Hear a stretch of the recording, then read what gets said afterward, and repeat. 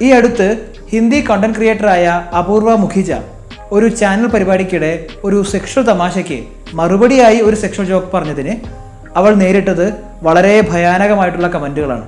Acid ആക്രമണങ്ങൾ, കൊലപാതക ഭീഷണികൾ, റേപ്പ് ത്രെറ്റുകൾ എല്ലാം അതിൽ കാണാം. ഇത്തരം കമൻറ്റുകൾ കാണുമ്പോൾ നമ്മൾ മനസ്സിലാക്കേണ്ടത് റേപ്പ് എന്നത് ചിലർക്ക് വളരെ ആസ്വാദ്യകരമായ സംഗതിയാണ്.